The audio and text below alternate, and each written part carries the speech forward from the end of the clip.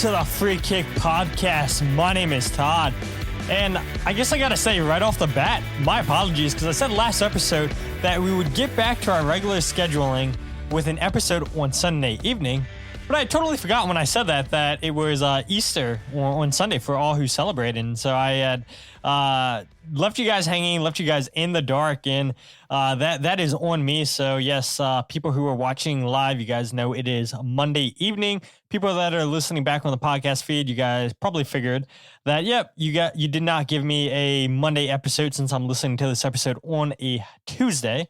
So I do have to say right off out of the gate, my apologies.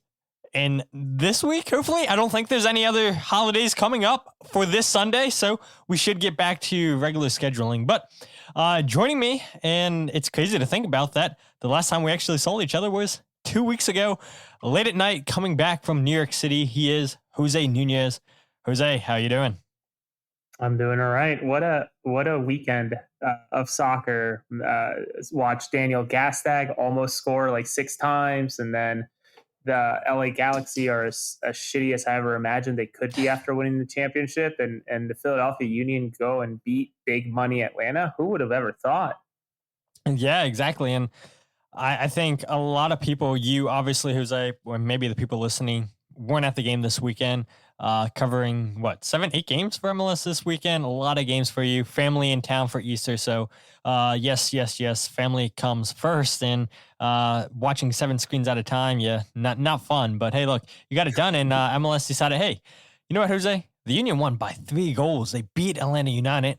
That's your story to focus on. And the conversation with a lot of folks this past weekend in the press box was, well, you know, if the Union come out and beat Atlanta, then Jay Sugarman can justify saying, hey, look, Atlanta spent essentially over $50 million the past 6 months in Alexei Marinchuk, Miguel Almiron, and Latte Lot, and the Union beat them comfortably. And I think that probably is a fair point, right? That we've seen it before, that money doesn't guarantee you success, whether that be in MLS or in the world, right? I mean, look at that Leicester squad years ago that won the Premier League. And I know there's so many other examples, and I forget the German team that's in the German equivalent of the FA Cup. They're not a Bundesliga team. I believe they're in the second division or third division. I'll have to look it up. But a short or long-winded answer to say that, look, money doesn't always guarantee success. And Jose, you and I were on the show 2-3 weeks ago talking about it's great business at the Union sell Daniel Gazdag. You get $4 million. And we've heard the fans complain that the Union don't spend enough for years. And spending $3.4 million or whatever the fee was for Bruno Damiani, it's a good starting point, but it's still not good for some people in this fan base. But here's Atlanta United showing you that, hey, look, spending money doesn't guarantee success. And I would take it a point further and say, look at 2022, where the Union reach MLS Cup. They break all these records and everything, where you have LAFC spending a ton of money. Both teams get to the final. And yes, I'm sure people in the comments are going to tell me right now, well, it was the player that LAFC paid all this money to bring into the club in Gareth Bale, and I think they actually got him on a free, and they paid him a TAM deal. But regardless, it's a big name player coming off the bench and obviously tying the game up for LAFC. But the Union have proven time and time again that you don't have to spend that type of money to reach finals. Or look at the Columbus team that you and I like. Those teams have been constructed of mostly Columbus 2 guys or college guys. So there's just multiple different ways, and money doesn't guarantee you success. And the Union proved that Saturday night against Atlanta United. They sure did. And, you know, you and I have been sort of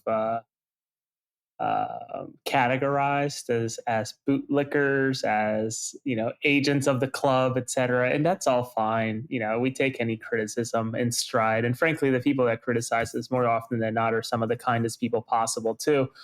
But you know, if you even backtrack to our trip together to Queens and say the Union go on to either beat or draw against New York City FC at New York City FC, and they go on and get the result that they just got against Atlanta, is anybody even thinking about Gazdag anymore? I don't even think people are thinking about Gazdag today, actually, to be completely honest with you. So it's really fascinating to see how winning is the biggest cure, the most efficient cure, because it seems like, that has sort of helped. Is this squad perfect? Absolutely not. Could they be spending more? I'm sure, if that's what people want.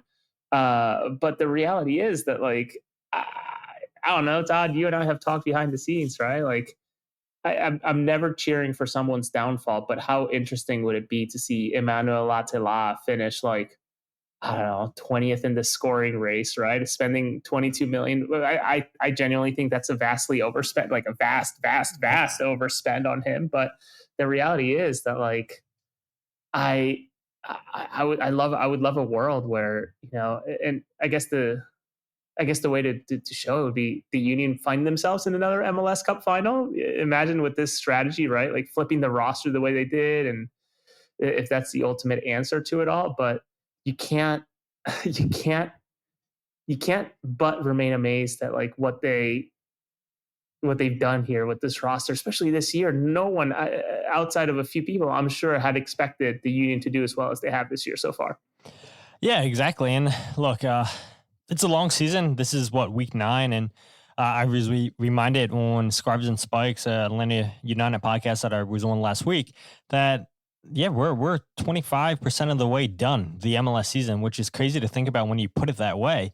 But there's still the summer months to be played, and this May schedule coming up for the Union, we know is going to be very, very hectic with a ton of games. We do know that the Union will be facing Indy 11 for their U.S. Open Cup match on May 6th, 6th, because they play on 7th, I think, right? The 6th is the Tuesday, the 7th is a Wednesday, I believe it is, and the Union play that game on a Wednesday. And now that I say that, I feel so bad because I never did an article about who the Union are playing in the U.S. Open Cup, but you guys already know that now. I mean, we've all seen it, I'm sure, already. But yeah, I think that U.S. Open Cup game is going to be so funny too, where, look, fans finally get what they wanted, a U.S. Open Cup game at Subaru Park, and all the fans that aren't a fan of Leagues Cup and that were protesting Leagues Cup last year, let's see all those people now. Will they show up for a U.S. Open Cup game against Indy 11? I would say that the stadium is probably going to be filled by, I don't know, 3,000 or less, I would say. And I feel like 3,000 is a little bit too high, but maybe Union fans surprise me and more fans show up than not. But Union, U.S. Open Cup, Indy 11. I expect a whole bunch of probably Union 2 guys and some fringe Union first team players are featuring that game, just because it's such a hectic schedule coming up for the Union. Go ahead, Jose. Is that game included in season ticket packages? Yeah, it's free. Well, part of it. Free. I mean, you still paid for it, right? But it's included with your free games. So a Wednesday game against the USL team, first time back after being how many years without U.S. Open Cup for the Union senior team? Like 3 years, 4 years? Yeah, the last time they played was Minnesota 2 years ago, I think it was. And they lost, and they went in penalties. Kai Wagner scored, I think, twice in that game. That's right. He had that was it, that volley or something? I can't remember. Yeah, exactly. Incredible. Yeah. Brendan Craig started. I remember that. I think you're right. I think 3,000 or fewer probably show up, and that is the sad reality of it all. Oh, I think I'll be there, but God, I hope that stadium, for all the complaining about it, that people will actually show up. But who knows? Mike says Mike Barrera says, I can assure you fans won't show up for the Open Cup. Yeah, I agree with you, Mike. I mean, people vocal about how much they love the U.S. Open Cup on social media, and then when it's time to show up for the tournament, they definitely won't show up.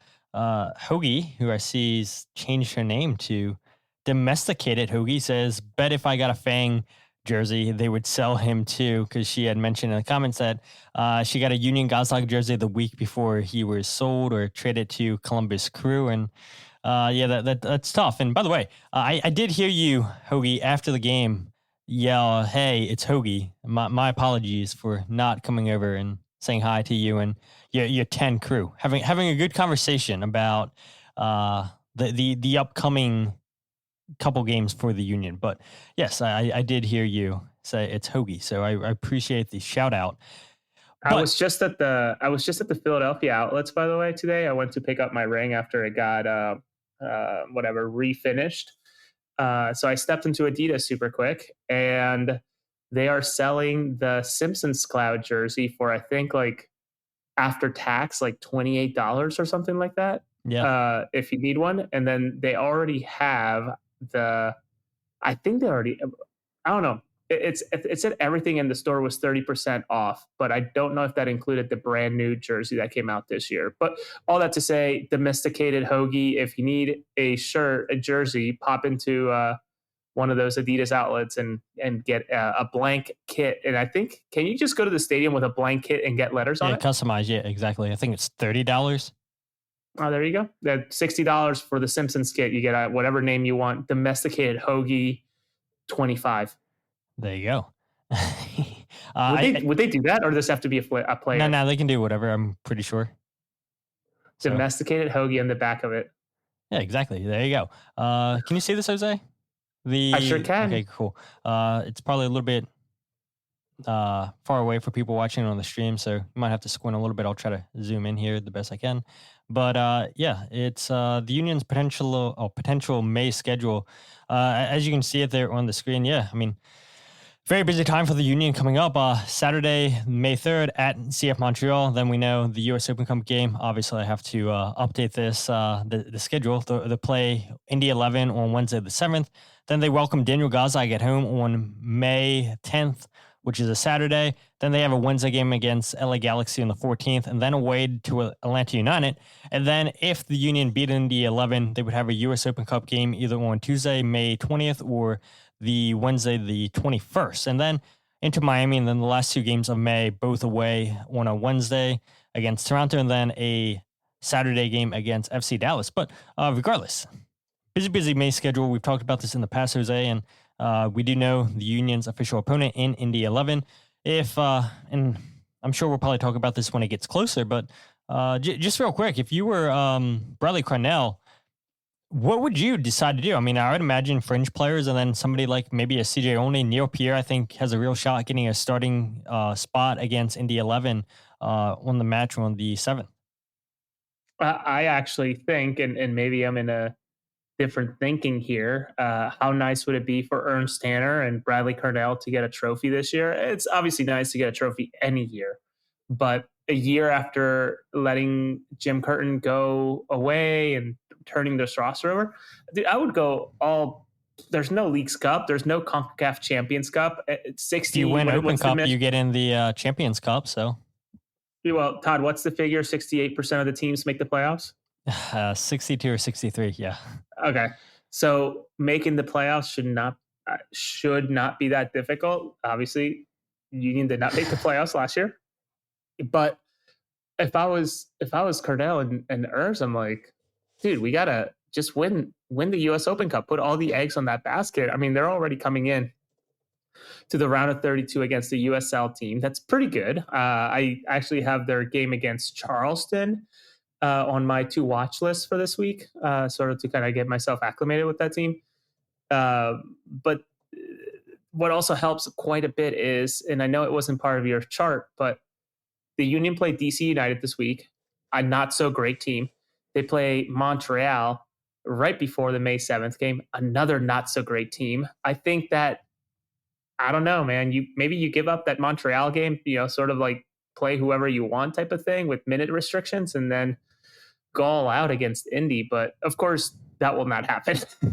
Thinking exactly what you suggested will happen, where Cavan finally gets his 45 minutes or something like that. Probably starts.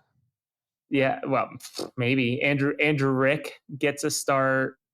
I wonder if this is where Neil Pierre comes in with the Macania, right? Like maybe a Union 2 type of center back, and maybe this is where Mbaiso slots in. It's actually interesting to see that this competition might be the perfect way for them to acclimate some of those guys. Though I would argue that it's already into the deep end when you think about win, go on, lose, go home type of thing. So it's tough, but they got to play at some point.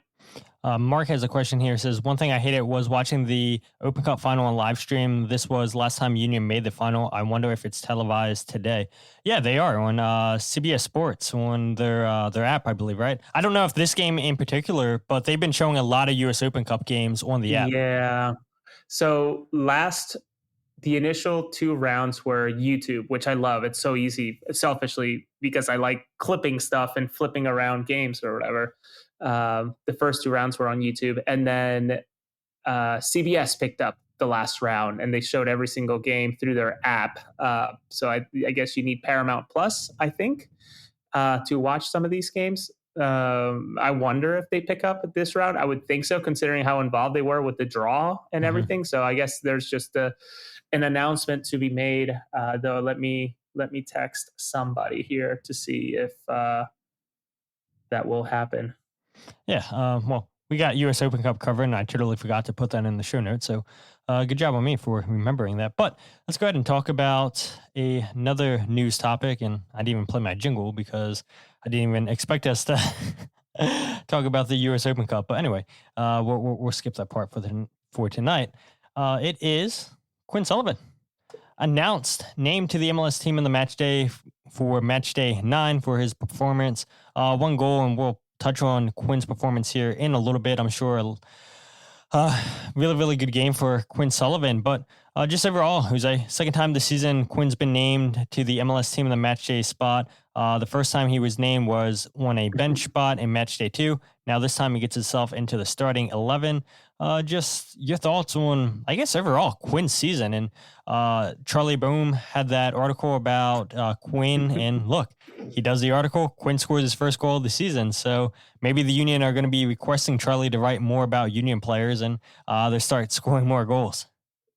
For the record, Charlie writes about whoever the hell he wants, as I understand it. So he went after Quinn, or maybe there was a guidance. I'm not sure.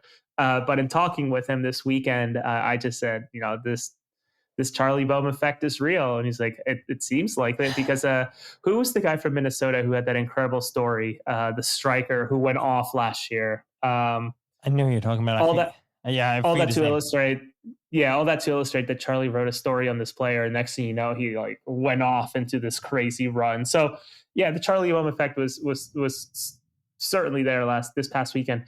But your question about Quinn's season overall, and I know, Todd, you and I talk a lot behind the scenes, and obviously communicating with Mike and Dave as well. But like, I don't know. I feel like Quinn's season has been a bit of a roller coaster, where like, kind of like last year too, where he had that really hot start in CONCACAF.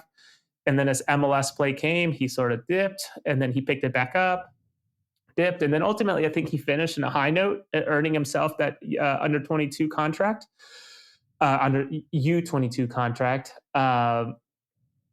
I feel like this year is sort of the same, where there were some games where he's just shining and playing incredible ball. And then you go and watch games like NYCFC, for example, where it wasn't the greatest bit of ball. But then fast forward a week later, where he just cleans the slate and has probably his best game of the season, or at least you would think so, considering being slotted being slotted into the match day. And frankly, he probably could have had more, but that's just getting greedy. But it wasn't the goal, it wasn't the assist that was most impressive for me. It's once again his work rate, and how much and I think it's probably just the perfect fit, right? Like the perfect peg for the perfect hole. But like, how well he fits in the Carnell system in terms of work rate and using his brain with the cues to press, and just overall being an athlete plus on that team. It's really fascinating to see, and it makes you wonder. And this is in talking with Charlie and reading interviews as well, but like how helpful maybe it's been that his younger brother is taking most of the attention away from him, and he can just ball. But you also have to wonder how much he would like to have that attention as well. So overall, just happy for Quinn. I will never call him Quinny, but very, very happy for Quinn Sullivan. Yeah, and Mike Barrera says he can be the best player on the field any given night, and Mike's spot on there. And that's frustrating with Quinn is, he's confident. He has the confidence in his abilities to take players on 1v1, but so many times, he'll lose the ball, or sometimes he'll slow down the play, and it gets a little bit frustrating. But, at least he's trying this stuff. At least he's confident in taking the players on 1v1. And it does seem like every single game he's averaging 1 or 2 chances created. And so the Union definitely need players to create chances with Daniel Gazdag no longer with the club. It is nice to see Kai Wagner healthy with the Union. Again, was a menace for the Union down the left-hand side. And so, yeah, I mean, even just to bring some of that pressure off of Kai Wagner to have an actual attack down the right side too, where not everything's going down the left side of the field. Kai Wagner does bring that to the left like we know, but Quinn does it just as well, bringing it down the right-hand side of the field. Now let's go ahead, Jose, and switch topics to the Union's back line. And I think the starting lineup was a little bit surprising. And I saw fans a little bit confused why Tai Baribo wasn't starting this game. But for me, I think the biggest surprise was Bradley Carnell going with Frankie Westfield as the right back, Jacob Glesnes as the center back, Nathan Harriel pairing Glesnes as the second center back, and then Kai Wagner as the left back in this match. And Bradley Carnell had talked about it after the game, and it makes a lot of sense to me that the reason why he decided to go with Nathan Harriel as the second center back is to deal with the pace of Latte Lot. And that's exactly what Nathan Harriel did in this game. The Union keep their 4th clean sheet of the season. And there is something that I want to pull up here real quick, but I don't have it saved on my computer. I'll bring it up. But just your thoughts on the defensive performance by the Union, or I guess we'll start with the 4 defenders that Bradley Carnell went with to start this game. Yeah, to me, I think managers can operate one of 2 ways. You either have your set back 4, and that's what you go with no matter the matchup, or you do what Bradley Carnell seems to be comfortable enough doing, which is to sort of operate by switching pieces depending on the opponent. So it seems like he goes both ways in doing that, probably more in leaning towards just, adapting to the opponent. And it's hard, right? Because I do believe that this team is or can be a heck of a lot better when Nate's on the field, at least with last year's run of form that he was in, and even more so with the year prior where he was unstoppable offensively in a way. This year, it seems like maybe he's still trying to get up to speed with his play, considering he took the entire preseason to get healthy. And the revelation that Frankie Westfield has been, and how good that battle has been for a position on the starting 11. That when you pair up Frankie and Nate, I saw the comment that and Nate together, like it's a very physical and fast 2 players. It's just there has to be. It makes you question the depth chart, right? In terms of like, really, there's nobody better that could do that. So Nate can play in his optimal spot, but it's hard to question Bradley Carnell's decision when they go on and beat what should be a very good on paper Atlanta United team 3-0, even with a man down. Yeah, and this is what I wanted to bring up here. This is courtesy of Who Scored. It's the touch chart for Emmanuel Latte Lot. He was limited to just 30 touches, and you can see it there on the screen. Look at where he was touching the ball. Only 7 touches inside the penalty area where you want your striker touching the ball. I mean, the Union forced him in so many bad positions. And only 2 shots in this game, neither one of them on target. He had one that was just completely off target. He did well to get himself in position, but did not get close to putting that on net. And that's a credit to this defense for keeping him quiet. And a big part of that, too, is the 2 midfielders in Danley Jean Jacques and Jovan Lukic just continuing to do a fantastic job protecting that back line. But like Bradley Carnell said after the game, we wanted to go with Nathan Harriel to stick with Latte Lot with his pace. And I didn't notice him at all. I didn't notice Latte Lot at all. And looking at this heat map, this touch map, it seems like the Union center backs, so midfielders, did their job, making him not hurt them by being in dangerous areas, by being in that 18-yard box. Miguel Almiron, we started the show talking about how they spent $10 million, I believe it was, for Almiron, $22 million for Latte Lot. $32 million on 2 players is insane. Almiron, 61 touches. He was deep away from the 18-yard box when he was taking those touches as well. 1 out of 4 shots on target, 0 chances created. And then you eventually have Oluwatu Makanya coming on because Jovan Lukic gets the second yellow card, and the Union continue to lock things down. And so you're right, Jose. Bradley Carnell, spot on with his tactics. We'll talk about that, I'm sure, a little bit later here on the show. But overall, really, really impressive performance from the whole defense, the 2 6s and Danley Jean Jacques and Jovan Lukic. But there is no arguing with Bradley Carnell's tactics on the night. He got it spot on, and credit to him and his staff for knowing how to prepare for Atlanta, how to shut them down, and take away their playmakers. Yeah, it reminded me a lot of the first half of the battle or the bout against Pachuca, right, where they came into town and Nate Harriel completely with the help, obviously, of I think Glesnes or was it Elliott? I forget who paired up with Nate on the night, but those two taking out a monster in Solomon Rondon. So like it's something that tends to work when you put Nate there to deal with pace, and then you also have the brute nature of Glesnes to help out on the physicality. But anybody who argues with the tactics this week, it's maybe a little unwarranted, right? Like again, 3-0, and it was a lot of what we expected from Carnell in terms of the way that he plays, because he told us as much, right? Advancing the ball very quickly to the front, check. Winning the ball in very dangerous spots against the opponent, check. Advancing the ball very quickly to our strikers to then pass it on to the next wave of attack, check. And you can see that obviously with Danley's goal and the way that that Damiani held that ball perfectly to pass it back to Uhre to then lay it off for Danley Jean Jacques to go ahead and score. So this was like a perfect. You could almost, and Todd, maybe this is a question for you. Like, we need to do this, but like, I want to take the press conference where he was introduced and talked about how he plans to play, and overlay the audio on top of like the 3 different goals that they scored this weekend, because it's just that, right? Putting players in positions of advantage or positions where they're likely to have a good outcome for all the XG nerds. I think our good friend Ali was here. He's an XG nerd, I believe.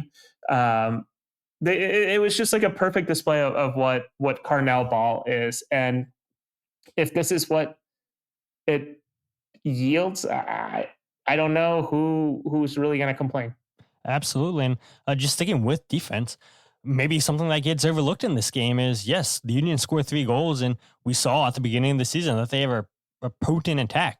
They can score for fun if they want, and we've seen that in years past with this Union team. And I know it's a little bit different than the Julian Kranza, Daniel Gazdag, and Mikael Uhre, and it is kind of crazy to think about. With those 3 players, 1 remains, and if I had a bet, I would have said Daniel Gazdag would be the last player to remain, but it's Mikael Uhre, and he was involved in this game very heavily. 4 chances. We'll talk about his performance after Andre Blake. I think this goes very under the radar in this game. His 3rd clean sheet of the season, and the Union and his 100th career clean sheet with the Union in all competitions. And he has a huge save on Alexei Marinchuk in the 77th minute. But I had asked Bradley Carnell after the game, because everybody wants to talk about goals. Goals are fun, and that's what gets the storylines. And I wanted to pay, respect to Andre Blake and how well that he performed, and wanted Bradley Carnell just to mention how important getting a clean sheet is when you score 3 goals in a match. And it's massive, because you're never going to be able to shut out a team like Atlanta, right? The chances that, they created, and I think when it's 11s v 11s, I think we nullified and mitigated exactly what we were trying to do. And the game plan really worked in the way according to how it unfolded. When they go a man up, they're going to start creating an overload here and there. And then you need people to make big plays, and I think blocking crosses from Lennon, stopping supply, of which we couldn't do the whole night. And then it's duels in the box and winning your header. And if you don't, then you need a goalkeeper. So you need a lot of things and a lot of commitment to fall into place for you to keep that clean sheet. And everyone dug real deep tonight. Yep. And you had mentioned it there, Jose, saying Quinn Sullivan, for you, the most impressive thing, and I agree, is his work rate, the work off the ball. And the 3rd goal that the Union scored, Kai Wagner overhits the cross. Quinn Sullivan keeps the ball in play, earns his assist on the night. Perfect cross into Tai Baribo. And there's a comment here by Chris, and I'll play it for the audience here in a little bit. But that save by Andre Blake. He makes 2 easy saves in the first half on Ormeron's long distance shot, and then a nothing header from Slish. Still got to make the saves, fully aware of that. But it's that save against Alexei Marinchuk where If Atlanta score that, it's 2-1 with 13 minutes of play plus stoppage time. He does just enough to find that little space, beats, I believe it was Makanya and Glesnes to the ball, and Andre Blake comes out with that strong left-hand save. And again, that's a credit to him being in the right position. The work that Phil Whedon does with these goalkeepers, having them ready week in, week out, and Kai Wagner being in the right spot to clear it away after Andre Blake makes a strong save. But a really, really solid performance for Andre Blake, and what a great game to get his 100th career clean sheet for the Union. Yeah, and it's hard to believe that it's only just now that he's getting his 100th clean sheet, considering how good he has been over the years with Andre, right? Like the 22 year, obviously, early on, I guess the road was a little rocky with some of those rosters, and maybe just not up to par to be able to get the as many clean sheets as he would have wanted. But this is what we talk about every single time, Todd, especially when Andre gets injured, or we catch wind that there might be an injury, or so, we see his name on a report of being questionable or whatever. This is the perfect example of Andre Blake earning this team at the very least 1 point, right? Or like throughout the season, 12 to 15 points, completely just attributed to Andre Blake. Because I am fairly convinced that had Atlanta scored that goal 2-1, I don't know how well the Union respond to that. I like to think that they would respond well, but the reality is that they were already a man down, if I recall, at that point. Yep. So to be able to hold it down against a again, on paper, this team should be very, very good, Atlanta. I don't know what I hate to say coaching is the issue. I don't know. I try to look at the post-game press conferences. They don't post them because my guess is that not so great things were shared after the match. But the reality is that I don't know that the Union, a man down, and that man being the guy who's sort of pulling the strings in a very good way when it comes to stepping up in front of the center backs, and Jovan Lukic being sent off for 2 very stupid yellows. Someone needs to talk to him, by the way. I don't know that the Union cling on to win it, let alone go ahead. So again, unbelievable job by Blake to be called upon on a dime and go ahead and do it the way he did. And I'll say it, but check my socials. I posted about it through the Voice Now Foundation. You can bid to win Andre Blake's jersey autographed, match worn from this past weekend where he got his 100th clean sheet.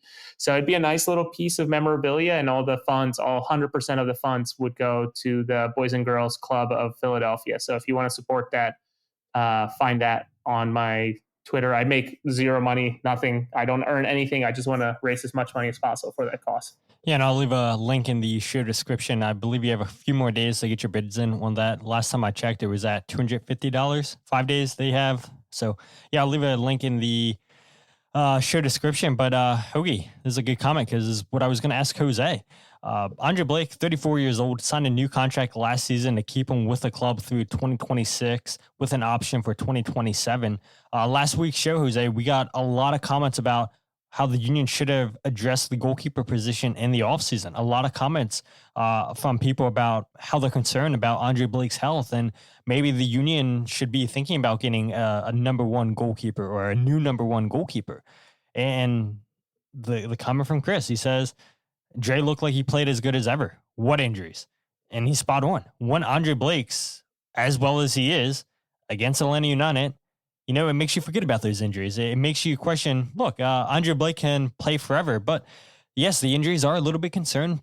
34 years old, will be 35 in November, signed through 2026, club option for 2027. My question to you, Jose, is, it does feel hard to have this discussion about Andre Blake after he just kept the clean sheet and everything. But, I mean, your thoughts on just where Andre Blake is at health-wise, and it seems like he was fine, no issues this game. But the fact of the matter is 51% of the games missed last year for the Union. That's a lot of games, and we don't need to keep having this conversation where if Andre Blake was in net for a little bit more of those games, the Union probably make the playoffs. Gets hurt, doesn't play against New York City because of that adductor injury. And I talked about this on the Atlanta show. I wonder if if it's a little bit mental for Andre Blake because he missed so many games last season, and any little nudge, any little nick that he feels, I wonder if that's in his head. And he's like, I'm not going to risk it. I'm not going to go ahead and play through this. Just, I can't go.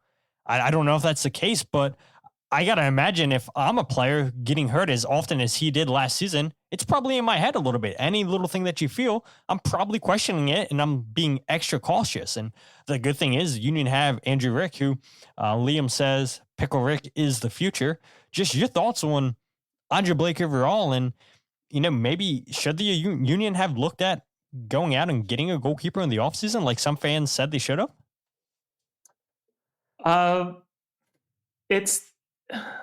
Let me just start by saying that when Andre is healthy, he does what he did this past weekend, which is Andre Blake things, whatever saying you want to say, continues to show when he's healthy to be one of the best keepers, if not the best keeper in the league right now. In terms of a replacement, I think that Phil Whedon, who is the goalkeeper coach at the Union for the first team, or I think overall oversees all of the goalkeeper operations, would want a seamless transition to the next person. And I think that would be Andrew Rick. I do understand, as I'm told, and I think, Todd, you and I sort of heard similar things behind the scenes from sources. They really tried to bring John McCarthy back last preseason. Not this and one it yet, just didn't work. Yeah, last preseason, not the most recent one, with the previous one. So that could have been the number 3 keeper. Probably, honestly, skips over Rick, or it's a good battle per se. But it just wasn't meant to be, and that's where Oliver Semla came to be.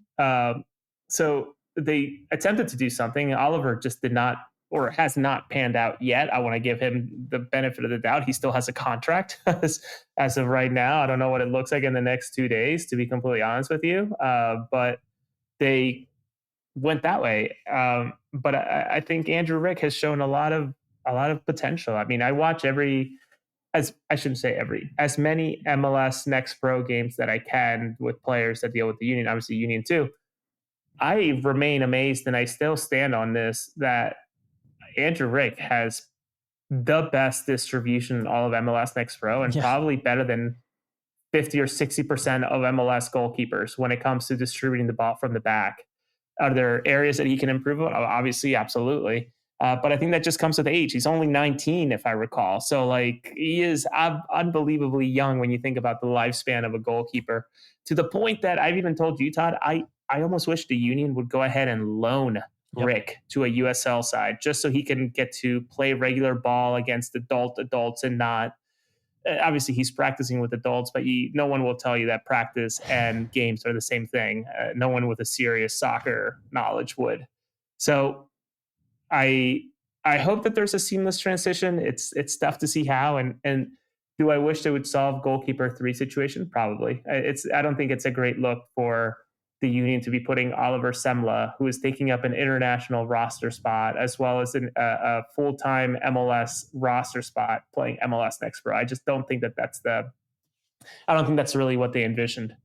Yeah, I agree. And we've talked about Zemla so many times on this podcast, so we don't need to go ahead and rehash old topics. But now transitioning to another maybe controversial decision that fans thought coming into this game was Bradley Carnell starting Mikael Uhre over Tai Baribo. Tai Baribo coming into the game was MLS's leading goal scorer with 6 goals. And Baribo had went a couple weeks, I believe it was 5 weeks, without scoring a goal. And that's the same with Damiani and Mikael Uhre. I wrote about this in my match recap.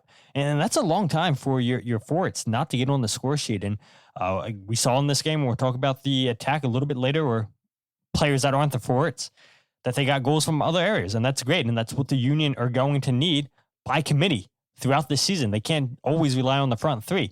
It's great to see goals from other areas of the field. But Mikael Uhre going and starting over Tai Baribo. Uhre makes his second start of the year with Bruno Damiani. Mikael played 61 minutes, 1 out of 4 shots were in target. All shots were in the first half. He also hits the crossbar in the first half. He had 1 assist, as you talked about earlier on the show, Jose, the assist into Danley Jean Jacques. But you really can't question it. because Union get all 3 points. They get a clean sheet. Uhre gets his assist. He's working hard. He got 4 chances. Probably should have scored 2 of them. But Bradley Carnell got that decision spot on, just like he did with the back line. And this is Bradley Carnell talking about Mikael's performance after the match. The first, 45 minutes, we set the platform for the rest of the game, and he held up the play. He brought others into the game.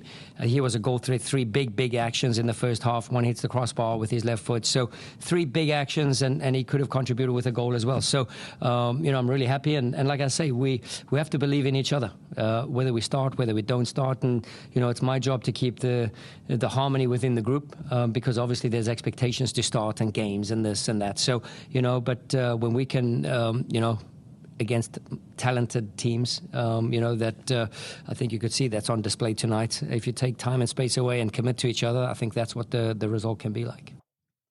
And that's exactly what Mikael Uhre did on the night with his pressing, with his hold-up play, making those runs in behind. We know this is what makes Mikael Uhre. And as a striker, your job is to score goals 100%. I agree. But he does so much of the little things well, which is why, okay, maybe $2 million is a little bit too much for him for not contributing as many goals as you would like, but he does so many of the little things well. And Mike had the comment here, said that this is what he loves about Bradley Carnell. Shows that your starting spot isn't guaranteed. Mikael did well and that opportunity given. And now Bradley Carnell has a decision going into this game against DC United. Does he roll with Mikael Uhre, who got an assist, had a chance to probably score 2 goals in this game? Bruno Damiani, I think, played well. You mentioned it, Jose, where it's that forward pass by Kai Wagner into Damiani. It's good hold-up play. Passes it to Uhre. Uhre finds Danley Jean Jacques to his left, making that run into the box. And now we're starting to see the combinations between these guys start to pan out. Tai Baribo comes off the bench, gets his goal, but regardless, you can't argue with Bradley Carnell's decision to go with Mikael Uhre, because he did exactly, and it sounds like he did exactly what Bradley Carnell wanted him to do in this game. Yeah, Uhre played very well. I think there were some, and I, poked or whatever, made fun of, but that one chance where Indiana went ahead and won the ball, battle, passed it back to Uhre, and Uhre just, it wasn't an open net, but it was a play that I would have expected a designated player striker to go on and finish. Was it the first half? I think it was. All in the first half. Yeah. Yeah, the first half that I could have sworn that, like, oh man, like, oh, what a bummer. But then he went on and played great. And I hate to move away from Uhre, but I couldn't listen to the press conference very well. I got a recording, and even the recording just wasn't great in terms of picking up the questions in the room.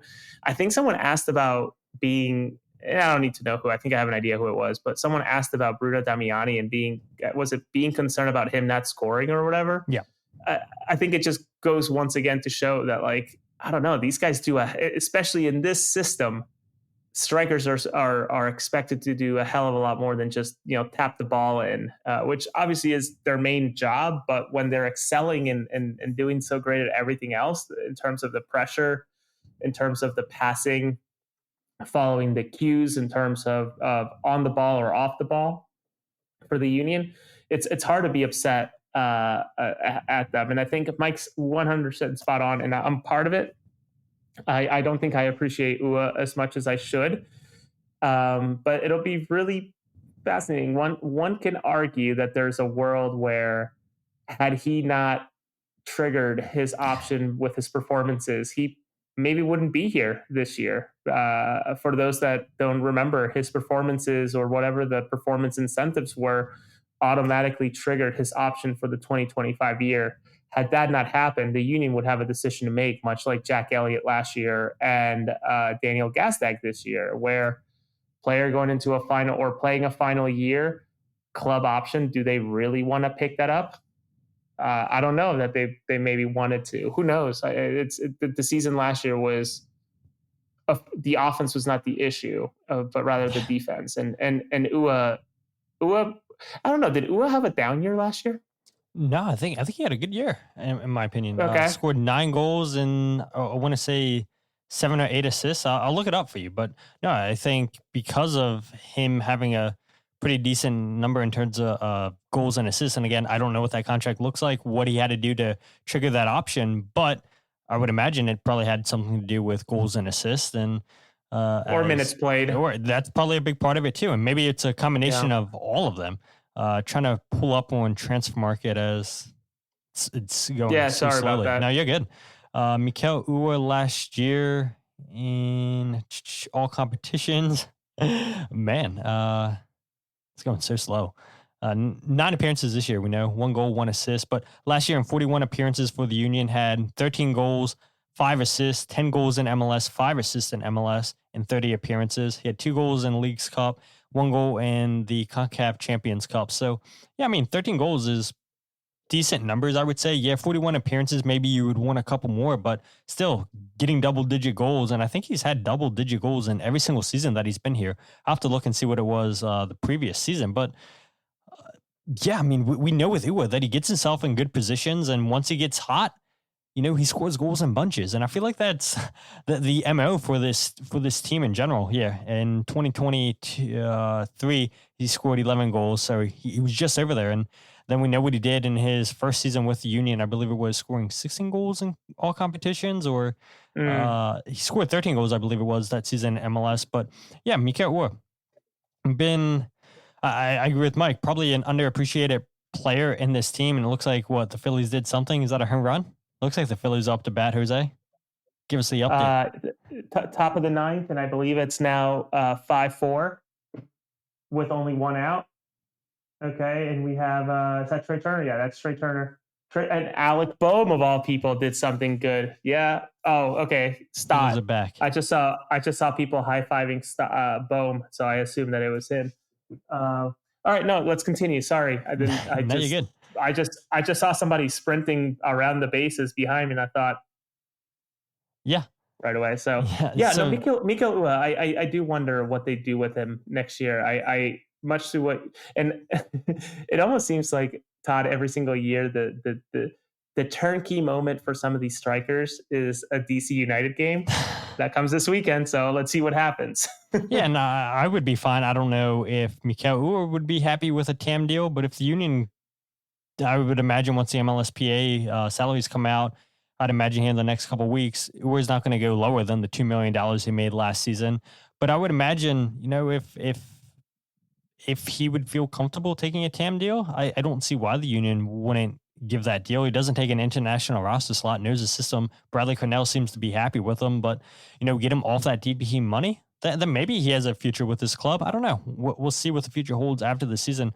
But going back to these comments, Michael says, Tai needs service in the box, but Uhre and Damiani seem to play off of each other more effectively with hold-up play. 100%. I agree with that.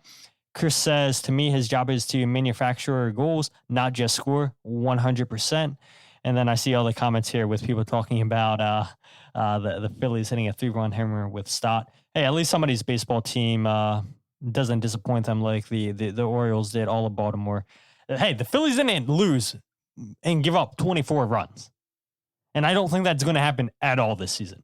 You know, if you would have told me that the Orioles gave up 24 runs, I would imagine that it's because of Craig Kimbrell. But we all know he's not with the Orioles anymore. And 24, terrible for the Union. And people are saying whelp almost. Did you guys blow it? I don't know. But you did? It's tied? Or you guys gave up the lead? No. They lost. They were climbing back. Oh, they were coming back. Okay. Wow. It was 5-1 for the longest time. I think. Okay. So 5-4 it ended. It's crazy. Well, again, you guys didn't give up 24 runs, and I thought about wearing an Orioles jersey tonight, but that probably won't happen for a little bit until they go on a massive winning streak. But getting back to soccer, Mikael Uhre, spot on decision by Bradley Carnell to decide to start him, and Bradley Carnell was also asked, okay, well, you got the reason. You talked about why you were happy with Mikael Uhre, what he provided your team. Then why no Tai Baribo? And this is kind of similar, and he's just going off of what he said about Mikael's performance. The first half showed that, right? If you're leading the way you lead and then you commit to the way we commit, and create the chances we did, the turnovers we did. I think it was the decision, and he gets his goal regardless. I said to Tai after the game, you got your goal, and that's important, right? A striker wants a goal, and we have 3 very good strikers and 2 positions usually to compete for the way we play. So, we wanted to be a little bit more intentional with our balls behind, with directions, more verticality to put them under. And I think the stats show that, we put them in a scrappy game. We gave them the ball there. The way they set up was to give us the ball. I think we gave it straight back to them. So, and created turnover after turnover. So I'm happy with the way the game flow went, and I'm happy with the decision. Yeah, and why shouldn't he be happy with the decision? Right. They scored 3 goals. Tai came off the bench, scored his 7th leading MLS goal. Yeah, all in all, it's a perfect night for the Union. But yeah, again, I mean, Bradley Carnell tells you exactly what they wanted. And somebody had made the comment and said that Damiani and Uhre seem like they have a better understanding playing with each other. And we've seen last year that the chemistry between Tai and Mikael was pretty spot on for the most part. But a big part of it was pressing and getting in behind. And I think that's what Mikael Uhre offers you that the other 2 strikers don't do. And at the end of the day, you can't argue with the decision when you get 3 points. Your striker coming off the bench, leading MLS, gets another goal. Perfect night for Bradley Carnell in this Philadelphia Union team. Again, you can't argue with it. And I honestly thought that the Baribo benching was sort of maybe a time for him to reset, right? Like, he was on a hot streak, maybe went a little cold. I hate to compare it to baseball, but maybe that's what some of these guys need from time to time, right? Just some time to slow down and get themselves back together to sort of pick up. And honestly, I think that his goal this weekend was probably the best goal he scored this run so far out of the 7. I think it's probably one of his best goals, because that type of glancing header is special. The way he got in front of his defender and just sort of helped it across Brad Guzan, it was just spectacular. Also, can we talk for a second here and be real? As much as I enjoyed Quinn's goal, wrote about Quinn's goal, then had to merge it with the article. Did you think that goal was better than the other ones that are being nominated for goal of the week? Yeah. I mean, it's a volley, okay. Man. I mean, the ball gets poorly cleared away by Atlanta. I can admit that. But the way that he chests that down and then he hits it, and he has traffic in front of him. So to not hit any of the defenders, place that where Bradley Guzan can't do anything about it. I don't know if you can hit a ball any better than Quinn Sullivan did. I really don't. Probably not. No, I just think about the other options. I'm like, most of them felt a little bit better, but the fact that it's even nominated, have we seen saves of the week? Because I feel like Andre Blake should be up there. Yeah, it should be. Do they even do that anymore? I don't know if they do, honestly. Thought they did. I should know what my part-time employer does, but I don't recall whether I don't think I've ever seen fans given the opportunity to vote for save of the week. Maybe somebody in the comments can go ahead and correct me, but yeah, I don't know. Jillian nails it here. I thought the bicycle kick was pretty damn good. But whatever. I'm happy that Quinn's on there. Don't get me wrong. Yeah, and maybe it's a window into the future to a Bangladeshi international player. Dude, the comments, my God. If you guys listen to the podcast, and maybe we can get some of them listening to the podcast, maybe I'll change the thumbnail to Quinn Sullivan and just call this Quinn Sullivan takes over against Atlanta United or something, and bring in all the Bangladeshi fans. But my God, they are just everywhere on the Union social media posts saying, "Hey, come to Bangladesh, represent our country. You're a Bangladeshi brother." Like, they are all in on Quinn Sullivan. I saw some people too saying that the 2 younger brothers are Ronan and Declan. There's a report out there that they're close or could be close to joining the national team, and they want Kevin to join too. They want Quinn to join. They want the whole Sullivan family to join. So they are everywhere on the Union social media posts, and they're so happy to see Quinn score and be nominated as the Union's MVP for the match. And look, we know what the Messi fans do, just swaying those votes anytime Messi scores. well, maybe they can do the same thing for Quinn Sullivan and sway it in his direction. And I don't know if he gets a bonus or whatever if he wins that award. Maybe not. But yeah, maybe Quinn could use some of their help, like Messi gets from the Messi fanboys. So the Union fans will definitely welcome all of his family roots. And hopefully, I don't think Quinn's going to go and represent that country. I mean, it's a long, long, long dream for those guys. I mean, for the longest time, we thought there would be a real possibility for Jack McGlynn, and now he's cap tied with the U.S., and we thought that he would represent Ireland, and didn't happen with the U.S., and I think Quinn Sullivan, for the time being, is making a very, very serious push for the Gold Cup with the U.S. and hopefully he can continue this form. I mean, I think we were actually having this conversation last year, Jose, about the Olympics, where if Quinn Sullivan, if he wasn't so inconsistent, he could have potentially been joining Nathan Harriel and Jack McGlynn at the Olympics, because at moments he looked great, other times not so much. And for most of the season, I would say Quinn's been pretty good. And if he continues to play like this, then I think Quinn has a real shot representing the U.S. at the Gold Cup. And who knows, if he plays well, can he get himself on the final World Cup roster? Maybe. But before we end the show, I do want to talk about the 3 goals. Quinn Sullivan, Danley Jean Jacques, Tai Baribo. You talked about the goal that Tai Baribo scored. Great hustle by Quinn Sullivan, keeping the play in. Bad cross by Kai Wagner. But, and I said this in my goals breakdown video, I'm not taking anything away from the Union. And you had asked, what is wrong with this Atlanta United team, Jose? And my opinion is they don't have any characters on the team that care. Maybe just Brad Guzan, but there were so many players on that field that just simply didn't care. And I broke it down on the 3rd goal. This 3rd goal specifically, you had Schleich, poor ball given away. As soon as he gives the ball away, his shoulders go down. He's jogging back to try to catch up to Quinn Sullivan. Brooks Lennon, he was pushed up on the right-hand side trying to receive that pass. He gives up on the play, should have tracked the run of Kai Wagner. And then you have the cross by Kai Wagner into Quinn Sullivan. Amador, the left back for Atlanta, doesn't chase after the ball. I guess he's assuming it's going out of play. And yeah, allows Quinn Sullivan to pick up the ball and cross it into the box. And yeah, just really poor. Abraham, the defender that was nearest to Tai Baribo on the header, ball watching, and it's just a simple move to get inside of him by Baribo, and then it's a beautiful header past Guzan. There's enough players on this team where you would say they should have characters, but in my opinion, they showed that they didn't care. It was like as soon as Andre Blake makes that save against Marinchuk, they just stop caring, and that's really, really, really poor. All 3 goals, I think, were avoidable for Atlanta United on the night. It's 6 times, at least 6 times, they had the chance to clear it away on Quinn's goal. It's poorly cleared away. The 2nd goal, it's just a bad giveaway by Brooks Lennon. I don't know why he tries to dribble by the whole team. Kai Wagner wins the ball back.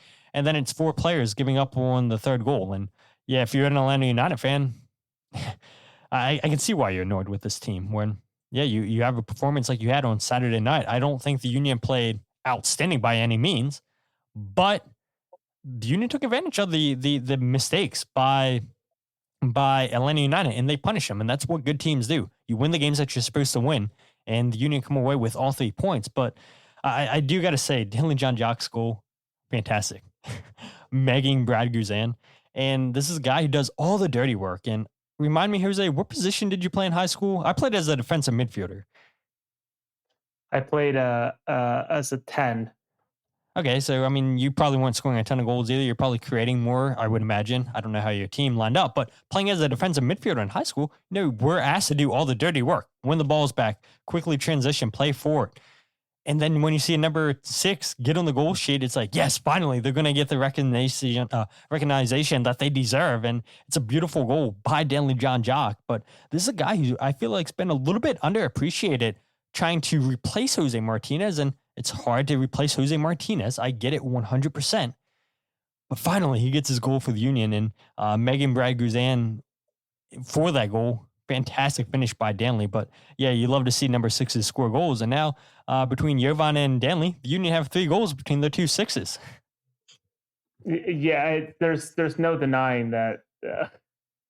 if you look at any measure, right, of the different metrics that they use, like they're excelling on both ends. I think specifically, especially per 90, that it honestly brought joy. Like I was grinning a little bit ear to ear to finally see Danley get that goal, and I actually had to double check because when I typed at first his first ever Union goal, I'm thinking to myself, has he really not scored yet? Like just found himself in a random position because obviously when he was out in Azerbaijan for that random friendly, he scored. And he has scored a couple of goals against CONCACAF opponents for Haiti, but like sort of an awe that this was his first goal for the Union, and what a good one to have scored. I'm just, again, I was just so thrilled for him. Yeah, spot on. And all 3 goals really good by the Union. Take advantage of what Atlanta United didn't do, and just poorly giving the ball away. And as Bradley Carnell talked about, like we talked about, the Union want to go ahead and transition, and just that's how they're going to continue to play. I had accidentally teased this. My 3 stars on the night for the Union: Quinn Sullivan, 1 goal, 1 assist; Danley Jean Jacques, and then Nathan Harriel. Yeah, I mean, overall, I mean, you can pick so many players out on this lineup that had really good games against Atlanta, and hopefully this is things to come. I think Indiana Vasilov could have a shout too. I mean, his engine, you talked about Quinn Sullivan. Indy's in the starting lineup because of his pressing. And that's exactly why Bradley Carnell wanted him with this team. Maybe he's not going to show up all the time with goals or assists, but that pressing, that endless work rate is going to continue to be in the starting lineup for the Union. But anyway, Jose, you had asked me to play something. I don't know what this is, so I'm a little bit worried what this is. Oh, it's you, I think, maybe. Jose, wow, they did not they did not do me justice with the spelling of an name. Oh my gosh.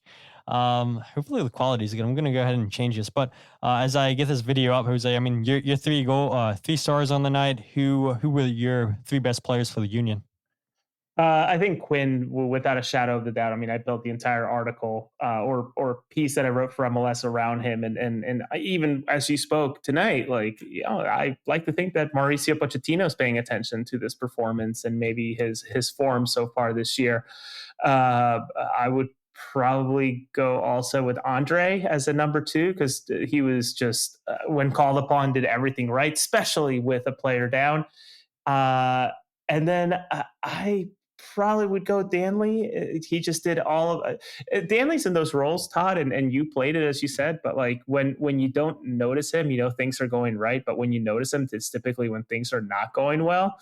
Danley did a lot right, and he went unnoticed throughout most of the match. But then obviously got his moment to shine with his goal and that awesome celebration. I wish we knew. And if you're a fan who sits on that end, and you have a video of him blowing the kiss at the fans, I want to see that video because that what an awesome celebration. Even the pictures that we receive as media post game were beautiful. So I'm guessing someone has a gem of a video with the celebration. Well, speaking of a gem of a video, Jose decided to show me his goal for Fleetwood. Look at that hit, Jose, on the top of the 18-yard box. The celebration. High fives, and it's a pretty clean hit. Ball comes out to you. First time finish. That's a fantastic hit. That's better than Quinn's. Better than Quinn's. José Nuñez should have been up for goal of the week. If this isn't showing that well on YouTube, to you guys, I'll leave a link to this as well in the show description. But you don't have to. Oh my goodness! What a hit, man! What a hit! What wound up being the score of that game? Do you remember? God, I think we ended up winning. Was that it was either so in Pennsylvania, I don't know how they do it in Maryland, but we play our regular season, then we play our counties, and the whatever winner, I think, automatically qualifies for states or something like, yeah, you automatically qualify for states if you win your counties, but everybody who has an over 500 record makes it to districts. I think that was the very first round of districts where I think we had only lost 1 game out of the 20 something that we played against a team out of Pittsburgh of all places. Wow. And so that was the first round, I think, against a team that was just like literally 500 on the season. and probably had no business going up against like a first, number one seed. And I think we ended up winning like 4 or 5-0. My mom made this really sweet scrapbook with all of our high school career, whatever. So I'll have to look back, but that was one of my favorite goals. I thoroughly enjoy that one. If when you shoot it and it feels right, you sort of know like that's going in. That's exactly what that one felt like. Yeah, that's a great hit. I wish I could say that I hit a soccer ball as well as that, but yeah, playing a defensive position, yeah, you don't get many opportunities to score. Only one goal in my high school career. I did actually meg the goalkeeper as well. Yeah, I was pissed. We were losing that game against a school called Tomb. They were a private school, and we shouldn't have been down in that game 1-0. Trash team, and so I leave my position, probably piss off my coach. I mean, should be back protecting the back line. Just take the ball, keep running, couple give and goes, then make the goalie tie the game out 1-1. Unfortunately, that goal's not on the on YouTube, but something is probably my favorite moment that I played in high school was, so we do it completely different here in Maryland, where everybody makes the playoffs. So you start with your districts and then you just keep progressing and everything. And, when I played, we were never a 500 team, always below 500. And the soccer program had been pretty bad the last few years. My high school coach, maybe he's listening, had taken over, and his mindset was, we're gonna run. The bench is trash, and the starting 11, you guys are gonna play all 80 minutes, and you guys are gonna be fit, and that's what we're gonna focus on, is just running. So very thankful that I played pretty much every single game my senior year, and my junior year I played a lot. Sophomore year, not so much. But yeah, my coach that I had my senior year of high school took over the program after we would get blown out my freshman year, 12-13-0. New coach comes in. Instead of us getting blown out, we're maybe losing games 3-4-0. Still bad, I know, but at least it's not 12-13-0.